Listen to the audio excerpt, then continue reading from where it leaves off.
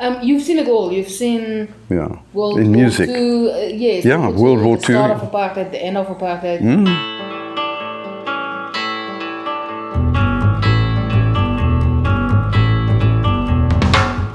I'm talking about 1959. We got a lift with a guy who was going to get married in Spain, and he was driving through to Torremolinos. So we said, well, why shouldn't we go to Torremolinos? And we went to Torremolinos. Young guys, 19, 20 years old, and we heard some music coming from the other pension, and I walked inside, and I was quite surprised at what I saw there. The piano player really knew what he was doing, you know, and as he walked past me, you know, I said to him, I hear you like Horace Silver. He says, how do you know Horace Silver?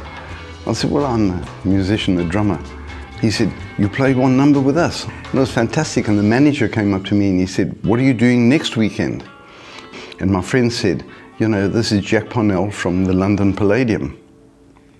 So he said, oh, well, Jack, would you like to stay here next week, because we've got the American network television coming here and we've got all famous actors and actresses, and we'd really like you just to do a 2-minute spot.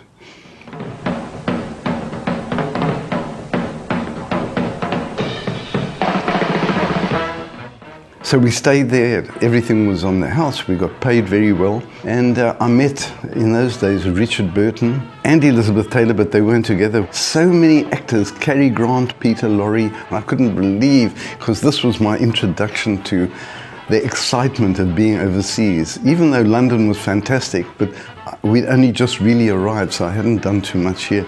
How would you like to begin with a propaganda project? Yes, sir, or madam. A man came up to me and he said to me, tell me something. He said, what's your name? You know, so I said, Jack Parnell. So he said, no, you're not. So I said, why do you say that? He said, because I know Jack Parnell very well. I said, no, well, listen, I'm from South Africa and my name is Maurice Gawronsky. So he said, well, look, have you heard of Stan Getz? I said, Stan Getz is the best tenor saxophone player, jazz, in the world. So he said, well. The following day we left for Copenhagen, went to the Montmartre Jazz Club, which is still going 60 years later. I went in, met him, he introduced me to Stan Getz. I did a rehearsal with him. And the rest is history, 4.5 months of playing with him. And we made the music. It was a very good idea too, because there was no place to play jazz in Copenhagen.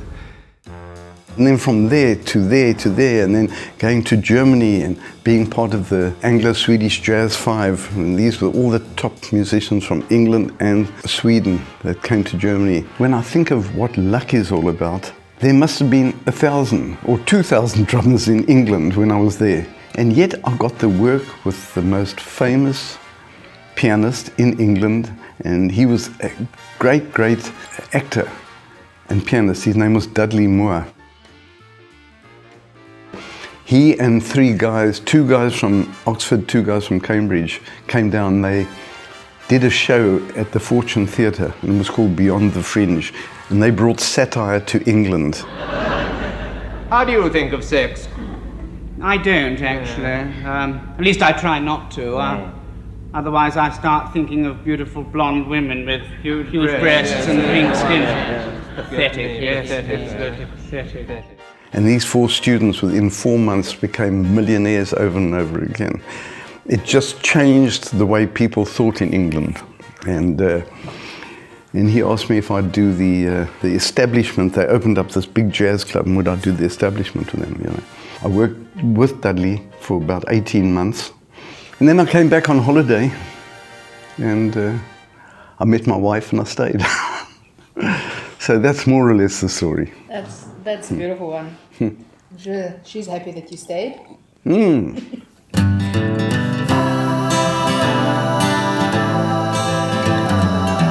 When I came back, I thought, what am I going to do? All my friends are married, and you know, I don't really know what's happened after all these years away. Someone had opened a restaurant in town, and I knew him well, and I said to him, you know, why don't we change this place into a folk club? And we called it the Troubadour, and it was in the gardens.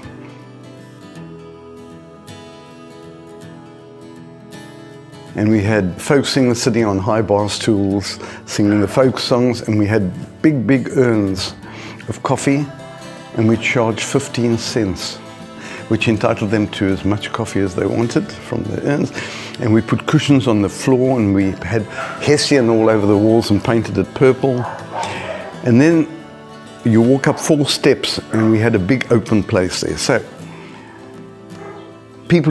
all the students used to be there, packed to capacity and singing along with the folk singers. And people came in and they sat there and they could look down into the dungeon, which we called it, where everyone was sitting and was folk singers. And it was popular, you could never get into the place. So I've been in many places for like 5 years or 10 years since I've come back.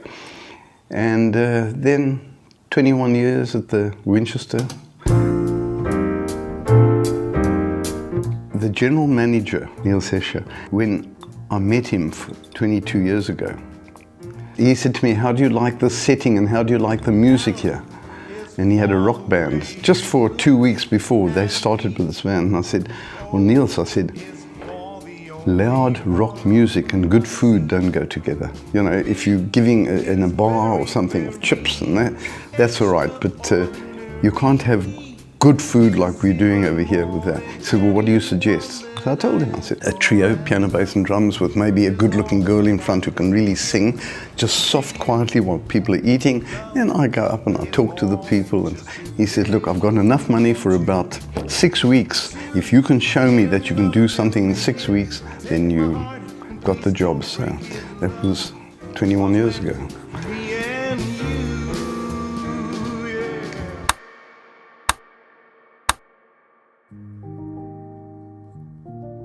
So what I want to say is my life has just seemed to go up and up and up and up and up all the time, whatever I did. And you know that people, sometimes you think people say things and maybe jealousy comes into things, but I don't care because I feel that the style of drumming that I play, I feel is a special style for jazz. And I feel that I had no feelings about working with anybody in the world, in the jazz world, because I felt so confident in myself. And I think that's also part of the thing, without worrying about anything, just being confident. And yeah.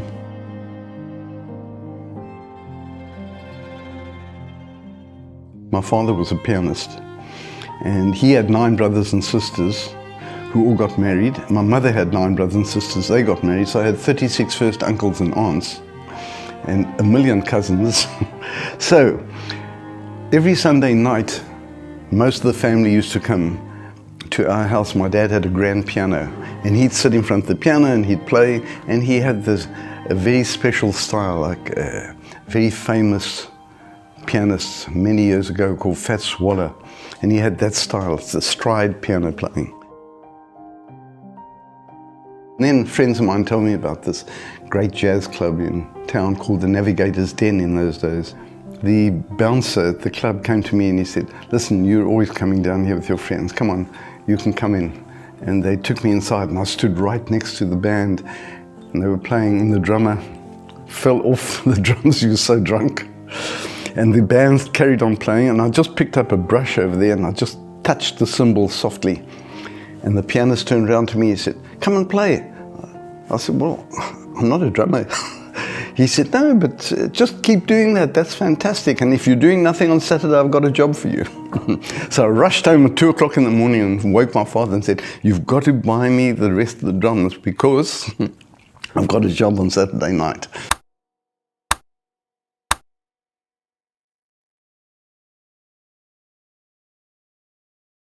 Give it up for Maurice Gawronsky, Charles Lazar,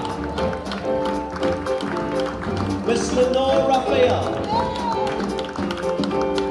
What a difference a day made, 24 little hours, brought the sun and the flowers where there used to be rain.